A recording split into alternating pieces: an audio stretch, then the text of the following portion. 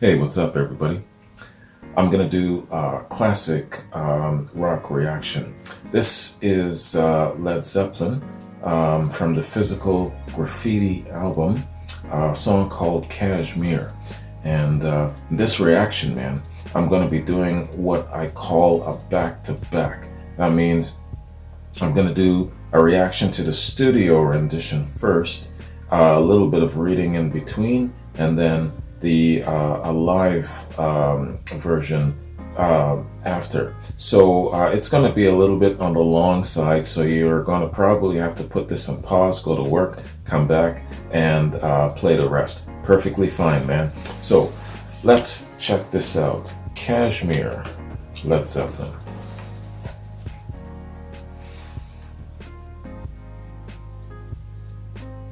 Let's get it.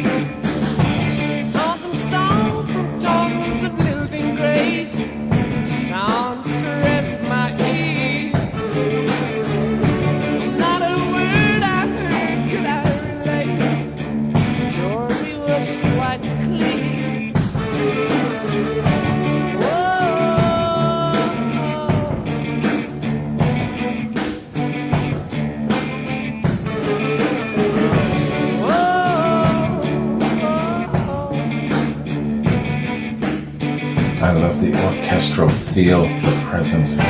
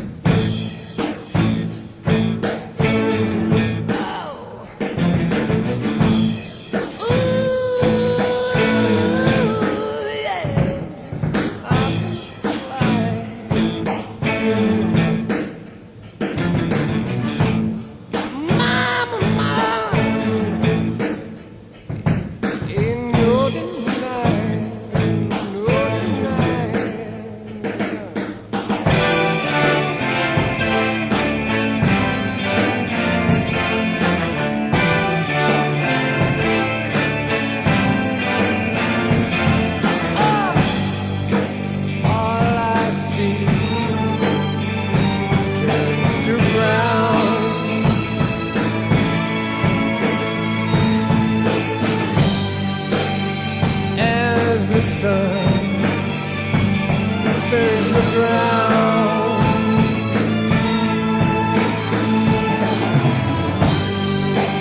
And my eyes sand.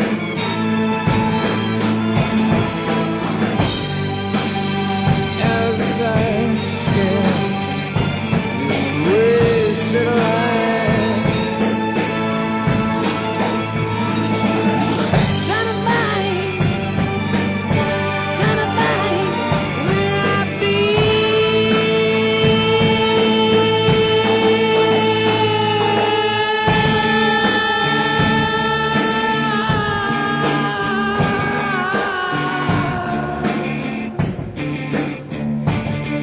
This song trips me to hell out. It just takes me off somewhere. oh, piling up the storm who leaves no trace, like thoughts inside a dream. Here's the path that led me to that place, yellow desert screen. My Shangri-La beneath the summer moon, I will return again. And the dust that floats high in June when I'm moving through Kashmir.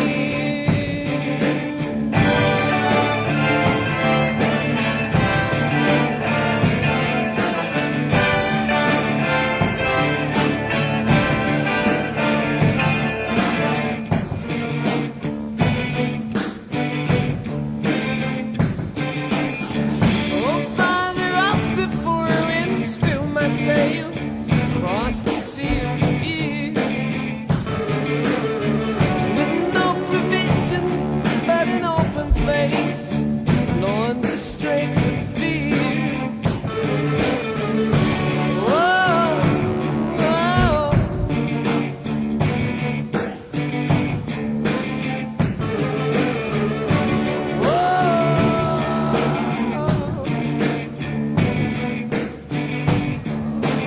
I have so many visualizations, man. I'll tell you about them in a minute.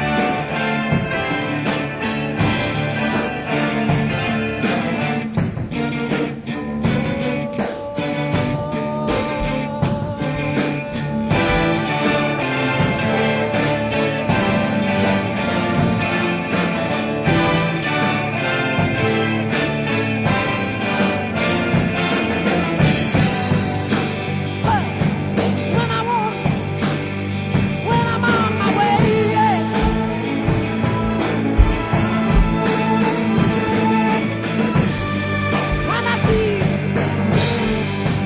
When I see the way you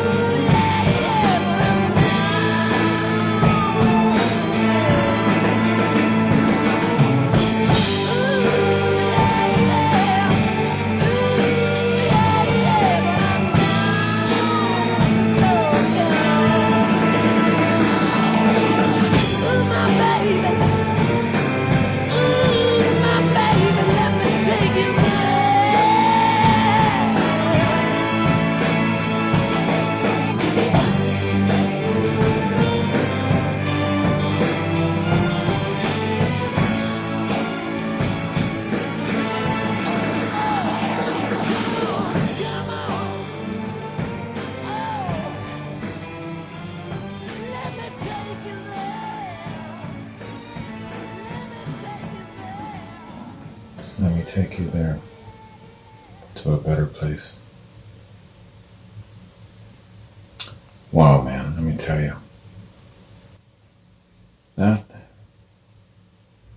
is one of the best songs I've ever heard.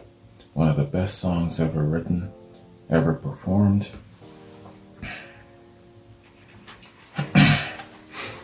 One of the best songs ever ever conceived. Definitely one of the best songs ever experienced, man. I am tripping. Yeah, you know what? This is what happens when I listen to this song. Actually, I gotta tell you something, man. You're not gonna believe this. This song, I've heard this song gotta be a couple of dozen times. And I have never actually sat down and listened to this song before from beginning to end without interruption, without being at a party. It was background noise, trying to listen to it and having people being around. Come on, Wayne, let's go dance, that sort of thing. So this is a first for me. I was saving this moment. I was relishing this moment just to do this with you, just to sit down and not have anybody mess with me and just listen to the song from beginning to end. It might not be a big deal to you, but to me, it's a major, major landmark accomplishment for me where it comes to music, my music reactions and that sort of thing.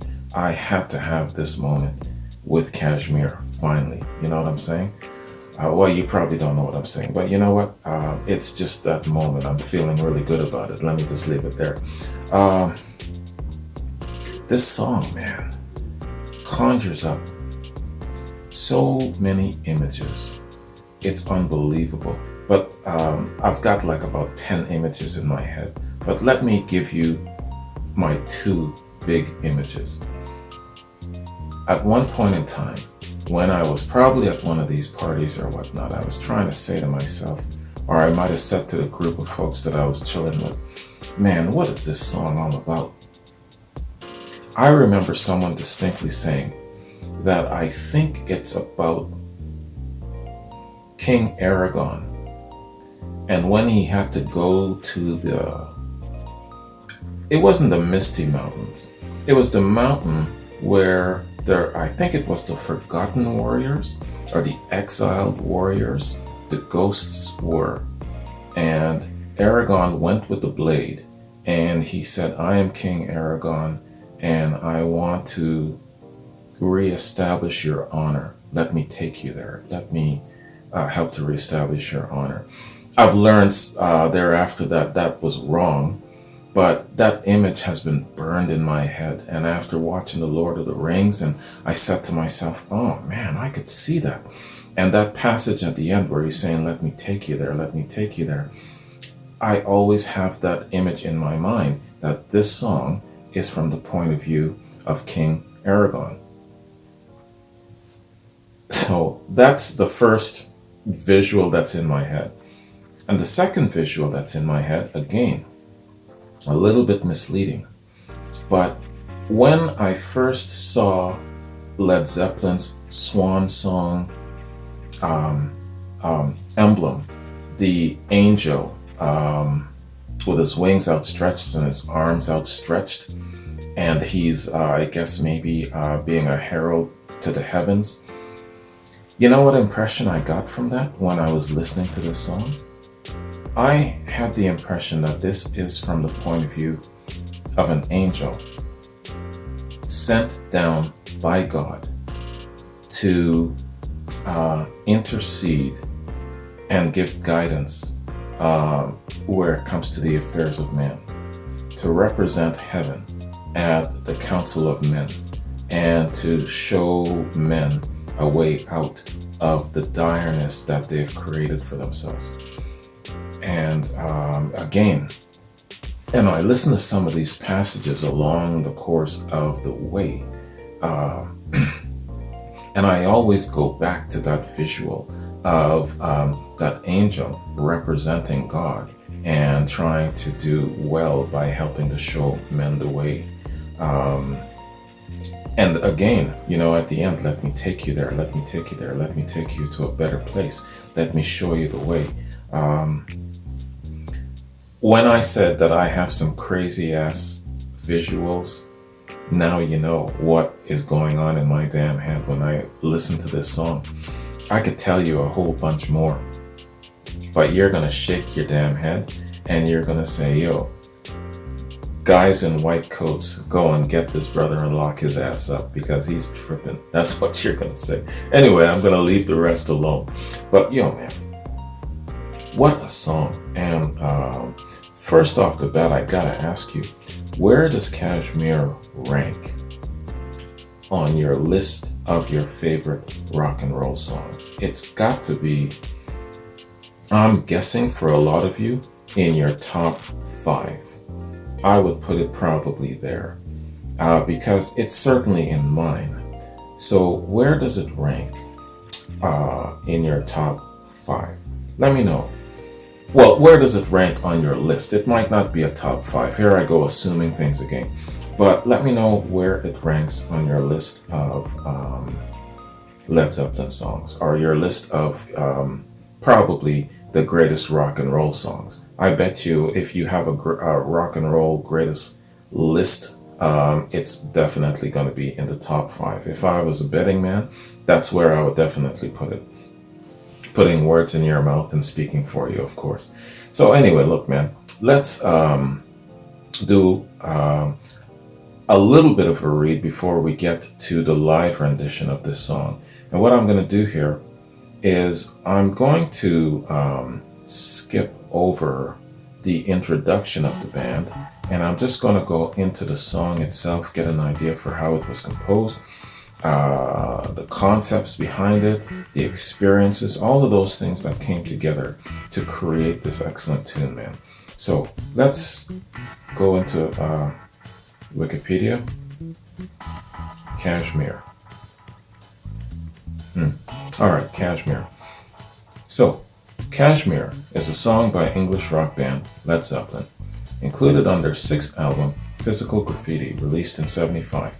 It was written by Jimmy Page and Robert Plant, with contributions from John Bonham over a period of 3 years, with lyrics dating to '73.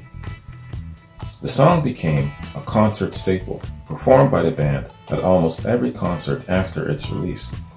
It's been described as one of Led Zeppelin's 2 most overtly progressive epics. Composition and lyrics. Page uses a guitar tuning of D, A, D, G, A, D, which he had used with the instrumentals White Summer and Black Mountainside. The song combines different rhythmic meters. The guitar riff is in triple meter, while the vocal is in quadruple meter. Plant felt that the drumming was an important component of the song and that Bonham did not overplay his part. Absolutely right. Yeah, the drumming in this tune, man, was just incredible. Page recorded a demo version with John Bonham late in '73, when John Paul Jones was late for the recording sessions. Plant later added lyrics and a middle section in early '74. Jones added orchestration. Page and Plant had previously traveled to Bombay in '72. They worked there with various Indian musicians, gaining production ideas during the re-recordings of Four Sticks and Friends. Session players were brought in for the string and horn sections for Kashmir, and Jones added a mellotron. Here we go. The lyrics were written by Plant in '73, immediately after Led Zeppelin's '73 US tour. Although named after Kashmir, a region of the northern Indian subcontinent, none of the group members had visited the area. Instead, Plant was inspired during a drive through a desolate desert area of southern Morocco. Morocco. Is that not where he got into that horrendous auto accident that almost killed him and almost left him crippled for life? I think it was in Morocco. Let me know about that. Live performances. Kashmir was played live at almost every Led Zeppelin concert. A version of Knebworth in '79 appears on the Led Zeppelin DVD in 2003. The surviving members performed the song at the Atlantic Records 40th anniversary concert in 1988. Page and Plant recorded a longer live version with an Egyptian Moroccan orchestra for no quarter. Jimmy Page and Robert Plant unleaded. and performed the song with an orchestra on their 1995 tour. It was performed at Led Zeppelin's reunion show at the O2 Arena in London, 10th of December in 2007. Man, I'm a long ways off from checking out that performance. That rendition, released on Celebration Day in 2012, was nominated in 2014 for the Grammy Award for Best Rock Performance at the 56th Grammys. Yo. So these guys, even though they're much older, they still got it. If you're gonna get nominated for a Grammy, that has to be a really excellent performance. Kashmir actually isn't that difficult, Page remarked during rehearsals for the show, but it helps to have a drummer in Bonham who understands the part and a bass player who can play bass with his feet. Sometimes it sounds like Jonesy's got 3 feet. It's really intense, unquote. Reception. All 4 members of Led Zeppelin have agreed that Kashmir is one of their best musical achievements. John Paul Jones suggested that it showcases all of the elements that made up the Led Zeppelin sound. Led Zeppelin archivist Dave Lewis comments, quote, "Unquestionably, the most startling and impressive track on Physical Graffiti, and arguably the most progressive and original track that Led Zeppelin ever recorded. Kashmir went a long way towards establishing their credibility with otherwise skeptical rock critics. Many would regard this track as the finest example of the sheer majesty of Zeppelin's special chemistry," unquote. Excellent. In a retrospective review of Physical Graffiti, Bruce Ezell of Pop Matters described Kashmir as Physical Graffiti's quintessential track. Ezell called Kashmir's doomy, ostinato riff and rapturous post-chorus brass mellotron section as an inimitable moment in the legacy of classic rock. Damn, man, the vocabulary on this dude.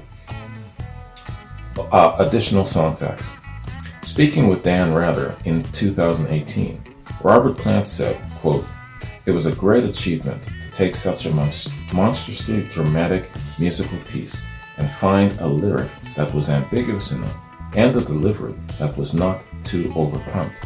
It was also almost the antithesis of the music. This lyric, this vocal delivery that was just about enough to get in there," unquote. So what he's describing here is that it's a delicate dance, delicate dance between lightness and heaviness and all that sort of thing. It was a balancing act. Page and Plant recorded this as an orchestra and Moroccan musicians for their 1994 Unleaded album. Puff Daddy, he wasn't Diddy yet, Puff Daddy sampled this in 1998 for a song called Come With Me. He performed it on Saturday Night Live with Page on guitar. Come With Me off of the Godzilla soundtrack. Just a little footnote to some of my friends, some of my R&B friends. When you come to my parties and I play Come With Me and you are dancing your asses off, remember where it comes from. It's not a Puff Daddy original. It comes from classic rock. Led Zeppelin. Remember that. I'm gonna rub it in your damn faces the next time I see you dancing to this song. Anyway, moving on. The remaining members of Led Zeppelin performed this at the Atlantic Records 40th anniversary party in 1988 with Jason Bonham and drums. And I just lost my page. Okay. Oh yes, there we go. It was a bit of a mess. The keyboards got lost in the feed, and Plant was bumped by a fan and forgot some of the words. They had more success when they performed the song on December 10th, 2007 at a benefit show to raise money for the Emet Ertegun Education Fund. Plant said in an auditory in an audio documentary that he loved this song not only because of its intensity, but also because it was so intense without being considered heavy metal, a label none of the band liked. Jimmy Page says, quote, "The intensity of Kashmir was such that when we had it completed, we knew there was something really hypnotic to it. We couldn't even describe such a quality. At the beginning, there was only Bonzo and me in Headley Grange. He played the rhythm on drums, and I found the riff as well as the overdubs, which we thereafter duplicated by an orchestra, to bring more life to the track. It sounded so frightening at first." Unquote. Accolades. The song is listed highly in a number of professional music rankings. And yo, baby, you should see these rankings. Oh my God. Yeah, look at this. No, I can't read all of this, man. Go check out Kashmir and check out the accolades part and the song list and where the song has ranked over years and time on different lists. I'm not going over this list, man. Anyway, so that is Wikipedia song fact info on Kashmir, man. This excellent song. So they were inspired primarily by their travels to India and going around certain parts into Morocco as well, and rubbing shoulders with different types of musicians, getting inspired by different sounds. Fantastic, man. You know, definitely a great example of that sentiment where traveling broadens your horizons. Before you settle down into any kind of life, any kind of domesticness or what have you, you have to travel a little bit. You got to take a little bit of time out in your life and dedicate it to some form of travel, because it will expand your mind. It will broaden your horizons. And when you get home, you're really, really going to appreciate what you have at home, what you have in your, depending on what part of the world you're from. Of course, I'm in North America, so my Western culture, my Western way of life and civilization and everything like that, I easily take for granted every single day until I travel, spend some time abroad, wherever I am, and then I come back. I really, really appreciate all the little things. What's a little thing? What do I mean? Paved roads, for example. No potholes where you're driving along, all of a sudden your car can do a complete flip over because you're hitting a deep pothole. Little things like that, you know what I'm saying? You really get to appreciate sentiments and stuff like that when you travel and then you come back to North America. I'm just speaking as an example. Anyway, man, travel, that's what I'm trying to say. Broaden your horizons and travel. So let us bounce to our second rendition of this song, a live version, and it's live at Knebworth in '79, and it says official video.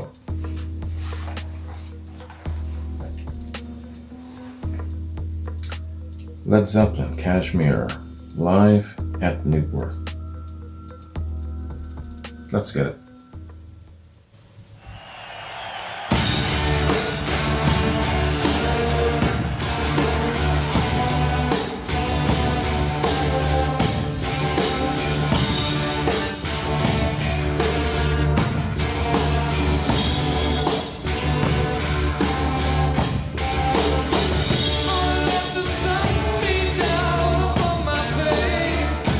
Stars to fill my dream.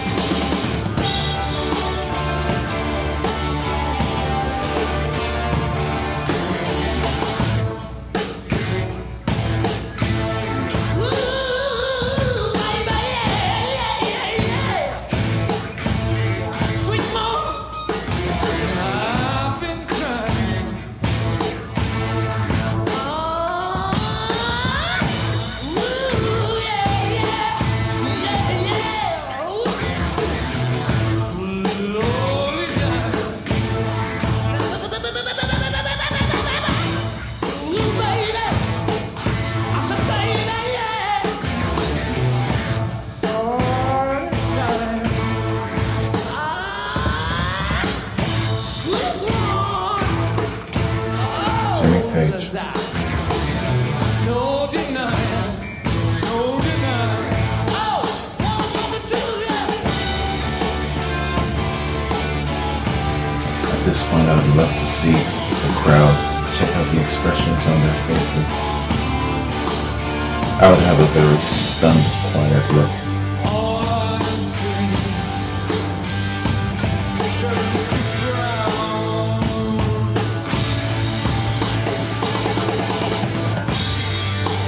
As the sun turns to ground.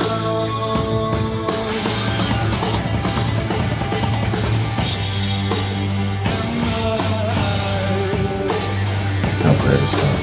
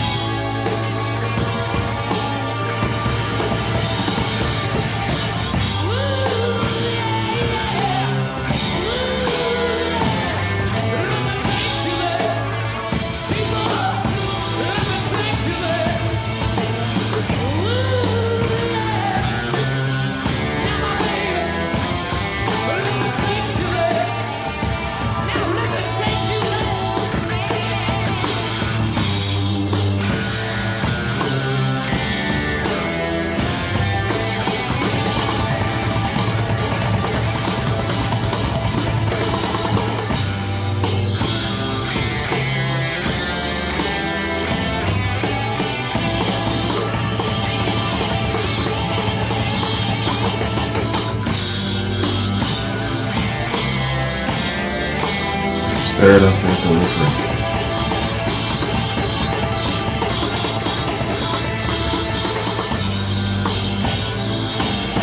No one could soar higher.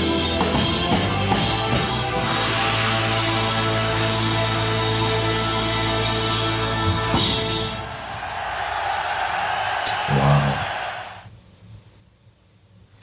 Wow, man.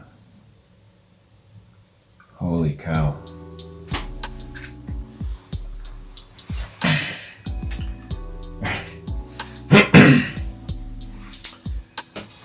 If I had that time machine,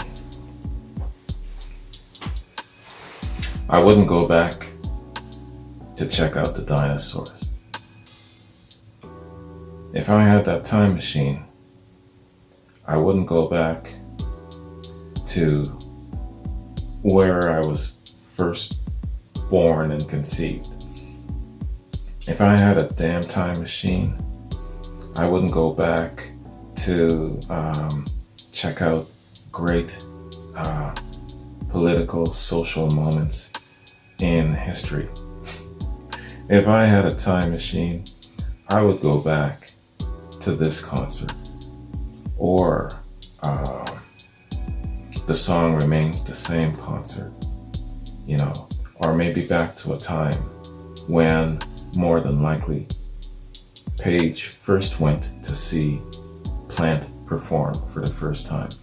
That's what I would be doing with my time machine. And then I would do what Biff did from Back to the Future. Go back, get a sports almanac so I can come back in time, bet on races, and become a millionaire. Anyway, man, this song is a great, great example of why you cannot change out any one of these members. A performance like that, creating a sound like that, you cannot change a single one of them out. And when you talk about Led Zeppelin and in the year that I've been following them, one big thing dawns on me about them. Now let's go back in time. Let's roll it back a little bit. These guys started in their early 20s. I know, okay, Plant and Bonham, they were still in their teens. And to get music like this to us, I think that it took a lot of courage and sacrifice. What do I mean? Well, you go back in time. Here's Jimmy Page, an established studio musician, a rock star already established from the Yardbirds. John Paul Jones, an established studio musician. He was chilling at home, and his wife is pushing him. Call Jimmy, call Jimmy, call Jimmy. He's about to do something. Give him a call. So he had to take a leap of faith. John Bonham was working in a jazz club, I believe, and he had that regular, consistent income coming in. His wife and kids were seeing him every night. He was home every night. And Plant, of course, being young, wanting to follow a certain way, I heard that he was entertaining the idea of maybe becoming a teacher. And he took a chance, he took a leap of faith, and a gamble, if you will, on the idea of going on the road, following Jimmy Page and becoming great. They had also other influences that contributed to them creating great music and bringing this music to us. Peter Grant, their bulldog of a manager, knew that he had to protect his guys. He had to be a force to keep all of the hounds away so that they would have enough of a clean slate and a clear mind and clear scope enough to be creative. Mr. Ertegun of Atlantic Records had to take a leap of faith, allow them artistic freedom so that they can create and be ultimately what he foresaw them being. And let me tell you, back in those days, when you had a whole bunch of sharks in the pool, in the way of managers, investors, all of these sorts of things that could easily have just or ripped these guys apart before they had a chance to even get going. It's quite an incredible odyssey, from their humble beginnings to making a great hit like Kashmir on such a great international scale. So it took courage and sacrifice on a part of Led Zeppelin and those close to them to get this fantastic body of work to us. That is the biggest takeaway that I have a year later about Led Zeppelin.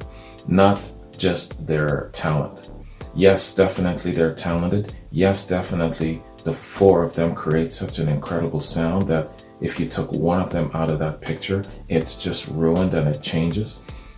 But ultimately, in the end, these guys were brave, they were courageous, and they understood what sacrifice it would cost them in order to create and bring music like this to us. That is what I appreciate the most about Led Zeppelin to date. It started with Jimmy Page, his vision, his motivation, his drive, going in a direction that only a couple have actually even turned their ideas to. I imagine the influence that the rest of the Yardbirds would have had on him at that point. No, Jimmy, don't go in that direction. Follow us and let's go into the folk direction. Crosby, Stills, and Nash, they're doing great. Don't go into that direction of a Jimi Hendrix with that heavy sound, or an Eric Clapton with that heavy sound. It's untested. It's not very well mapped out and proven yet, and there's probably only room for maybe one or two people making that kind of sound. So if you think about all of the little ins and outs, all of the little areas that they had to navigate to finally get to a point where they're producing music like Kashmir, bringing it to us, incredible. I would love to sit down with these guys, man, and pick their brains about all those little things along the way that could have taken them off of their path. You know what I'm saying? That is what I appreciate the most about Led Zeppelin. Sacrifice and courage. Not just the four members, but the people closest to them had to sacrifice, had to jump on board, be courageous, watch over them, protect them, and give them artistic freedom so that we can enjoy this now. Let me tell you, that's the biggest thing about Led Zeppelin that I appreciate the most. So, about Led Zeppelin, I don't know what the next song is coming up. But where are we? So my patrons are seeing this on the 16th. Everyone else will be seeing this on the 17th. I just finished uploading a Rick Ocasek tribute reaction, so please check that out if you can. And by the looks of things, it looks like YouTube is accepting it.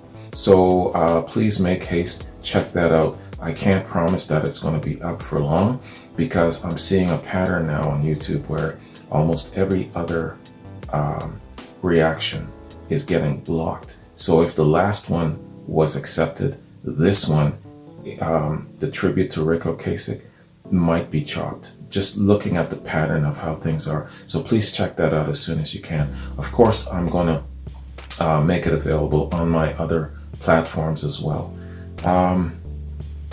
So yeah, I have another Led Zeppelin reaction slated for next week. And sorry, I can't recall what the name of the song is. And what else do I have going on, man? Yes, and I have, of course, The Doors, their third studio album, coming at you very, very quick, as soon as tomorrow. So I should have enough time to pop off side 1. And then side 2 and the review will probably follow in the next 1 or 2 days. Anyway, man, back to Led Zeppelin. Yo, man. Oh, actually, do this for me. Tell me what this song means. Because, of course, I've got all kinds of crazy interpretations. but it's just not there staring me in the face, the overall idea of what the song means. So educate me a little bit. What does this song really mean? Tell me.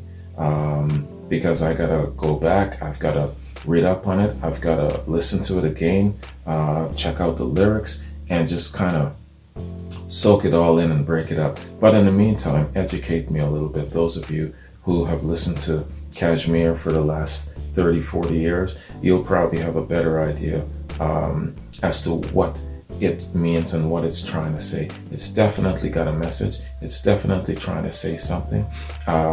I just have too many ideas of what it could mean. So tell me what this song is about, will you? Yeah, okay, and so that's it for my notes, man. Oh yes, I also did a tribute to Eddie Money, who had passed a couple of days before that. So please check that out as well. And I believe that it's still up on YouTube. We've got a lot of great legends of the industry starting to leave us, man. You know, Eddie Money just the other day, Rick Ocasek now. It seems that it's like that season in the year when celebrities just leave us left and right. So let's definitely cherish these great legends that are still with us. Anyways, man, that's my reaction to Led Zeppelin, Kashmir. And man, I can't tell you how much I really dig this song. And I really appreciate also this video live at Knebworth. Fantastic video. Jimmy Page, man. The spirit of his delivery. He's not the fastest guitarist. He's not the most refined. He's not the most polished, or whatever the case is. And I don't care. It's the spirit of his delivery. You know, if you had someone, a guitarist like him, if he could only speak to you in body form, he would be saying something like, I am very, very happy that I have found my niche in life, and I have reached my maximum potential in life, and I just love myself so much, you know? That's what his body manifestations are saying, the spirit of his delivery, man. That's why he's my favorite guitarist. So anyway, that's my Led Zeppelin reaction. Thanks for joining me. Sorry it was so long, but I warned you. And I imagine that the rest of this album is probably going to be the same. I intend to give it the same treatment, back-to-backs, and just go from there. So you guys have yourselves a great day, and I'll catch you in my next Led Zeppelin reaction. Peace.